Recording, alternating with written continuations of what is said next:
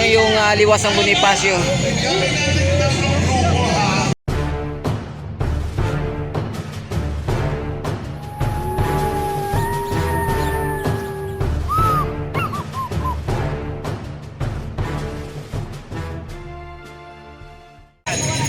Hello guys, good afternoon. Linggo ngayon ng hapon. Dito tayo ngayon sa Liwasang Bonifacio na ginaganap na rally mga bayan, no? Ito ay pag suporta sa kay BP Sara at kay Senator Marcolita na kasalukuyang nakakulong mga bayan, at sa korupsyon, na kontra korupsyon sa nangyari sa ating bansa. Yan, dito tayo ngayon sa Liwasang Bonifacio. Yan mga bayan, padami yung tao ngayon dito. May mga daladalang placard dito mga bayan, katulad dito. Yan, Justisya, wag palusot. Yan, marami ito mga bayan dito. Ayan.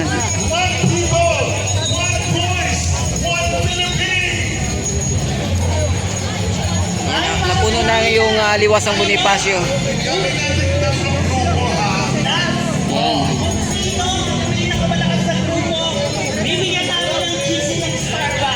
Yan, punong-puno na yung Liwasang Bonifacio mga bayan.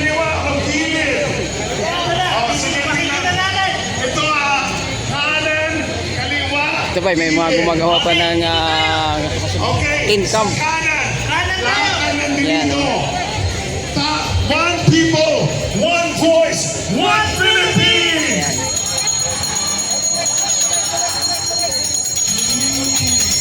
Pag-isipan. Nako, eto naman tayo. Kaliwa. Kaliwa. Kailangan labanan nyo yung ingay doon, ha? Eto na. Salukuyang Nasa kaliwa. nagpapagising pa ng programa dito. Ayan mga bayan, dami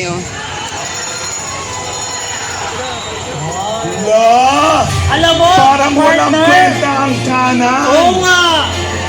Parang ang layo.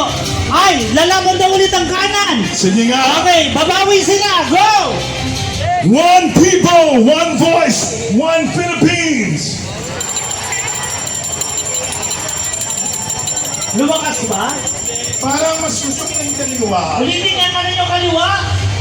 May mga nasa kaliwa. Maghanda na kayo, ha? One people, Puno-puno one na rito. voice, one Philippines.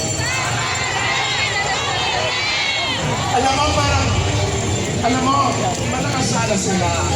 Pero ang baho. Eto na yung mga nasa gilid. Gilid. Yung mga nasa gilid. Kailangan umabot dito ang lakas na Ayan, inyong bibig. Kaya Yun, ikulong. One people, one voice, one Philippines. Puro kayo busog, pero lahat kami lubog. Ayan mga bayan. Ayan yung mga placards dito ngayon na umiikot. Kasi ang galing nila, kahit ganun sila kalayo, ang lakas. Okay, ulitin natin. Sa kanan. Kanan, one people, one voice, one Philippines. Kaliwa, one people, one voice, one Philippines. Gilid, one people, one voice, one Philippines. O ngayon, Gilid, tama na. o ngayon, pagsasama-samahin natin lahat ang ingay natin. Kaya naman, one people, One voice, one Philippines. Yeah! Alam mo partner, unfair. Kasi meron pa palang gilid dito. Hindi natin napapansin baka magtampo. Kaya, Okay kaya pa ba kayo tayo, dyan? Gusto nyo bang sumali? Sige nga, kailangan matuog nyo ang boses ng kanan, kaliwa at gilid. Ready na kayo? Ay parang wala naman kayong kwentang kausap. Pwede ba kayo? Ayan mga bayan, dito ang pinaka Sige nga, parinig nga. center One stage mga people, bayan ng one voice, naganap one ngayon na rally Philippines. dito sa Liwasang Bonifacio. Ayan. ito yung Ano daw? pinakalagayan ng mga Ewan ko ba dyan? Kamera Pero mamaya, dito. Mainstream siyempre video katulad ng ba? pinangako namin, marami pa po kami inihanda para sa inyo. But for the meantime, siyempre, eto, panoorin muna natin to. Dami na. Wala nang madaanan dito sa sa paligid-ligid mga bayan. Ayan, ito mayroong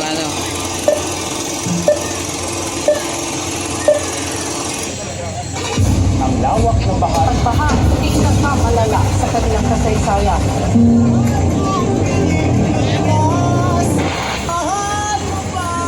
Ayan, Sa mga bayan. nakalipas na mga taon, patuloy na nalulubog sa baha ang malaking bahagi ng Pilipinas sa tuwing bumubuhos ang ulan. Yun. Libo-libong pamilya ang nawalan ng tahanan. Ayan. Marami ang So nawalan hindi na ng tayo kabuhayan. makatawi At doon kasi bilyon-bilyong pisong halaga yan sa ang pinakagitna ariyan mga bayan, yun yung daanan ng Ngunit kasabay ng mga pag-apaw host. ng tubig ay ang pag-apaw rin ng isang tanong. Nasaan Ito mga bayan, ang highlights sa bilyon-bilyong mga pisong nangyari sa halaga bansa natin. para sa flood control? Kitang-kita po na maraming proyekto para sa flood control, Ayan. palpak at drainage. Sa mga nakaraang State of the Nation Iikit address, na tayo mga bayan, kasi hindi tayo makadiretso doon. Administrasyong Pangulo Ferdinand Bongbong Marcos Jr. ang libu-libong flood control projects na ipinatupad sa iba't ibang panig ng bansa. Mahigit 5,500 flood control project ang natapos na at marami pang iba ang kasilukuyang ginagawa sa Kaya pag lumabas tayo rito, ganito na karami ang tao. Nagsimulang questionin ng publiko kung naging sapat at epektibo ba ang mga proyekto ito.